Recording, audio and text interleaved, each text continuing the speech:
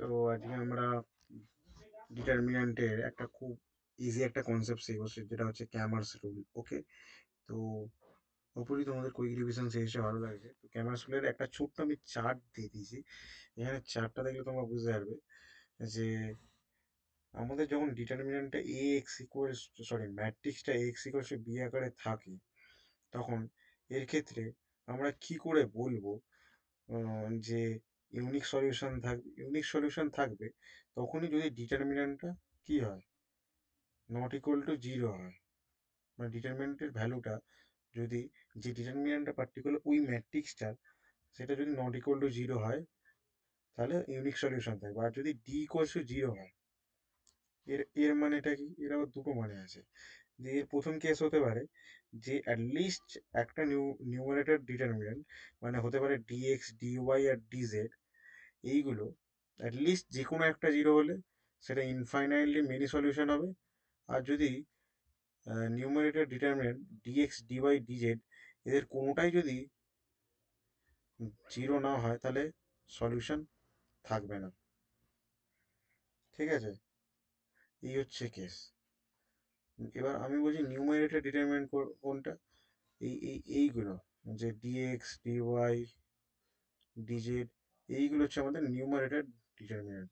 ওকে, চলো এবার একটা ছোট্ট কোশ্চেনে চলে যাওয়া যাক। ঠিক আছে, কোশ্চেনটা কি বলেছে যে solve the following system of three equations in three variables using Cramer's rule, where x plus y plus z equals to 2, 2x plus 2y plus 3z equals to 9, and x minus x minus okay x minus 3y plus z equals to 10. ওকে, তো আমরা এইটা ক্যামার্স রুলের অঙ্ক কিভাবে করি, general নিয়ম। প্রথমে যে ইকুয়েশনগুলো আছে সেগুলোকে সাজাই, এরকম সাজালাম। ঠিক আছে, সাজিয়ে সাজিয়ে আমরা প্রথমে একটা ডিটারমিনেন্ট ফর্ম করতে হয়। আমরা কীভাবে ডিটারমিনেন্টকে ফর্ম করি? আমরা ডিটারমিনেন্টকে ফর্ম করি হচ্ছে এইভাবে, যে এই এক্সের যে কোএফিসিয়েন্ট আছে, সেগুলো ফার্স্ট কলম বরাবর লিখব, এবং সেটাই করা হয়েছে, ফার্স্ট কলম বরাবর লিখেছি। তারপরে ওয়াই যে কোএফিসিয়েন্টগুলো সেগুলো সেকেন্ড কলম বরাবর লিখব, সেটাই করা হয়েছে এখানে। ডিটারমিনেন্ট ফর্ম করার ক্ষেত্রে বলি, জেড এর যে কোএফিসিয়েন্টগুলো সেগুলো থার্ড কলম বরাবর লিখব, মানে তৃতীয় স্তম্ভ অনুসারে। ওকে, সাজিয়ে লেখা হলো। তো এটা তো ডিটারমিনেন্ট ফর্ম হয়ে গেল। এরপর ডিএক্স ডিওয়াই আর ডিজেড ফর্ম করতে হবে। ওটা করার জন্য আমাদের যে আর এইচ এস, মানে রাইট হ্যান্ড সাইডে এই যে ভ্যালুগুলো আছে 2, 9, 10, ওকে, এই যে ভ্যালুগুলো আছে এইগুলোকে যদি ডিএক্স বার করতে হয়, এইগুলোকে এক্স এর পজিশনে বসাতে হবে। দেখো আমি এইগুলোকে এক্স এর পজিশনে বসিয়েছি। সিমিলারলি আমি কালার চেঞ্জ করে লিখেছি যাতে বুঝতে সুবিধা। ডিওয়াই এর ক্ষেত্রে এটাকে ওয়াই এর পজিশনে লিখেছি। সিমিলারলি ডিজেড এর ক্ষেত্রে এটাকে জেড এর পজিশনে লিখেছি। ঠিক আছে, এবং লিখে আমি ডিটারমিনেন্টে ক্যালকুলেশন করে কি পাচ্ছি। এবার ডিটারমিনেন্ট ক্যালকুলেশন তোমরা সকলেই জানো, যে আমরা ডিটারমিনেন্ট ক্যালকুলেশন কি ফর্মেশন অনুযায়ী করি, প্লাস মাইনাস এন প্লাস, এই অনুসারে তো আমরা ডিটারমিনেন্ট ক্যালকুলেশন করি নাকি। ওকে, তো প্রথমে কি করলাম, প্লাস সাইনকে ক্যারি করে প্রথমে যেটা আছে, প্রথম যে আমাদের এলিমেন্টটা আছে 1, এটাকে রেখে এর পরেরটা, মানে এই বরাবর রো আর কলমকে এলিমিনেট করতে হবে। ঠিক আছে, এই বরাবর রো আর কলম এলিমিনেট করে দিলাম, তাহলে এর সাথে এইটা আর এর সাথে এইটা। ঠিক আছে, এরকম টাইপের। তাহলে 1, আর মাঝখানে একটা অবশ্যই মাইনাস সাইন থাকবে। ঠিক আছে, তাহলে 1 মাইনাস অফ -3 × 3, তাহলে 1 + 9 হয়ে গেল। তাহলে একটা ক্যালকুলেশন আমি দেখিয়ে দিলাম। ওকে, এইভাবে ক্যালকুলেশন করবে। ওকে ওকে ওকে,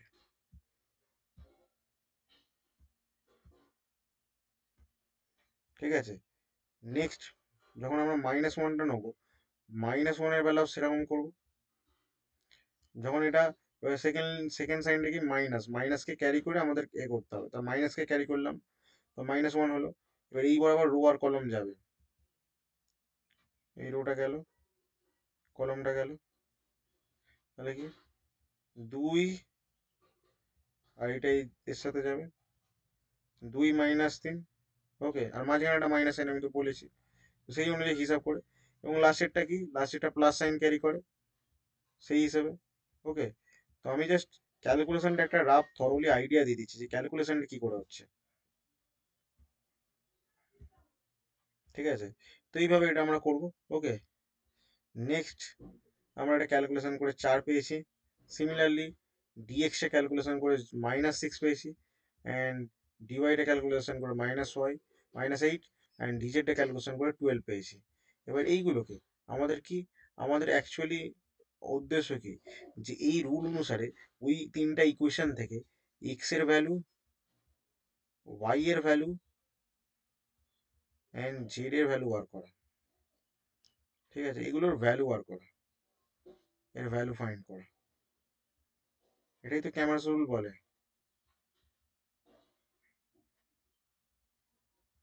এটাই তো ক্যামারস রুল বলে নাকি?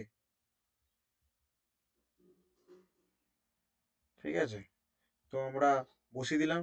-6/4 ক্যালকুলেশন করলে এইটা আসছে, -8/4 ক্যালকুলেশন করলে -2 আসবে, আর 12/4 ক্যালকুলেশন করলে 3 আসবে। তো এই হচ্ছে আমাদের ক্যামারস রুলের একটা থরো আইডিয়া। ওকে, এবার হতে পারে যে আমার কোথাও ক্যালকুলেশন এরর থাকতে পারে, তো ক্যালকুলেশন এরর থাকলে তোমরা সেগুলো সঠিক করে নেবে। ঠিক আছে, কারণ অ্যাকচুয়ালি আমাদের উদ্দেশ্য হচ্ছে প্রসেসটা শেখা। এবার ক্যামাসুলে এই চারটে কেন দিয়েছি আমি, ক্যামাসুলে এই চারটে দিয়েছি, তিনটে টাইপের কোশ্চেন আছে, যে ইউনিক সলিউশন কখন থাকবে বলো, ইনফাইনাইটলি মেনি সলিউশন কখন থাকবে বলো, আর নো সলিউশন কখন থাকবে বলো। ঠিক আছে, তখন আমরা ইনফাইনাইটলি মেনি সলিউশন কখন বলবো, যে এই যে নিউমেরেটর ডিটারমিনেন্ট গুলো, যেমন ডিএক্স, ডিওয়াই আর ডিজেড, এদের মধ্যে যে কোনো একটা অ্যাটলিস্ট জিরো হতে হবে, তখন সেটা হয়ে যাবে ইনফাইনাইটলি মেনি সলিউশন। আর এই ডিএক্স, ডিওয়াই আর ডিজেড এর মধ্যে যদি এই তিনটে নিউমেরেটর ডিটারমিনেন্টের মধ্যে যদি কোনোটাই জিরো না হয়, তখন সেটা নো সলিউশন। আর শুধুমাত্র ডিটারমিনেন্টের ভ্যালু যদি নট ইকুয়াল টু জিরো হয়, তাহলে তখন সেটা হয়ে যাবে ইউনিক সলিউশন, মানে B not equal to zero.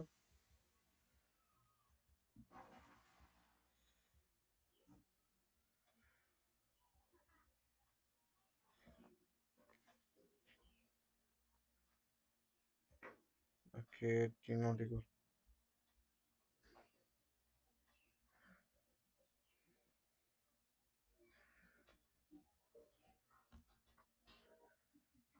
Okay, some error problem হচ্ছিল, D not equal to zero, এইটা এইটা D not equal to zero. ঠিক আছে, বাট নিউমেরেটর যে ডিটারমিনেন্ট গুলো D X equal to D Y equal to D Z, এগুলো zero আছে। আমাদের তো পয়েন্টে বলেই দিয়েছে না যে এগুলো আমরা দেখতে পাচ্ছি জিরো হচ্ছে, তখন কিন্তু ইউনিক সলিউশন থাকবে, একক বা অনন্য সলিউশন এটাকে বলে। ডিটারমিনেন্টটা জিরো হচ্ছে না, বাট নিউমারেটর ডিটারমিনেন্ট গুলো জিরো হয়ে যাচ্ছে, তখন কিন্তু ইউনিক সলিউশন থাকবে। আবার যখন ডি জিরো হবে, সরি সরি, হ্যাঁ, এই কেসটা কি করে, এই কেসটা একটু অ্যানালাইজ করা যায়, এই কেসটা একটু অ্যানালাইজ করা যায়। ঠিক আছে, এইখানটা একটু আমি সাইডে লিখছি, ডি ইকুয়াল টু জিরোর যে কেসটা হয়, ডি ইকুয়াল ইনফাইনাইটলি মেনি সলিউশনের কেসটা কি, যে ডিএক্স ডি জিরো হবে, তার সাথে সাথে যে কোনো একটা বা সবগুলো হলেও, তখনও কিন্তু আমরা বলবো ইনফাইনাইটলি মেনি সলিউশন। ঠিক আছে, এটা ইনফাইনাইটলি মেনি সলিউশন বললাম। এর কেস টুটা কি, কেস টুটা হচ্ছে ডি জিরো হবে, ডিটারমিনেন্টটা তো জিরো হচ্ছে, তার সাথে সাথে আমি বলছি যে কোনো একটা জিরো হবে না, তাহলে আমি দুটোকে জিরো ধরে নিচ্ছি, ডিএক্স আর ডিওয়াই, দুটো, এই দুটো নিউমারেটর ডিটারমিনেন্ট জিরো হয়ে গেল, বাট ডি জেডটা, আমাদের যে ডিটারমিনেন্ট জেডটা, এই থার্ড নিউমারেটর ডিটারমিনেন্ট, সেটা নট ইকুয়াল টু জিরো হলো, তাহলে কিন্তু নো সলিউশন হবে। ঠিক আছে, এইটা হচ্ছে একটা টার্ম বা অ্যানালজি। ঠিক আছে, হোপফুলি তোমাদের ভিডিওটা ভালো লেগেছে এবং কুইক রিভিশন সিরিজটা কেমন লাগছে তোমরা তোমার বন্ধুদের সাথে শেয়ার করো, কনসেপ্টগুলো কুইক রিভিশন হয়ে যায় এবং 3 দিন ঘুরবে। আবার দেখা হচ্ছে এরকম অঙ্কের মজাদার ভিডিওতে।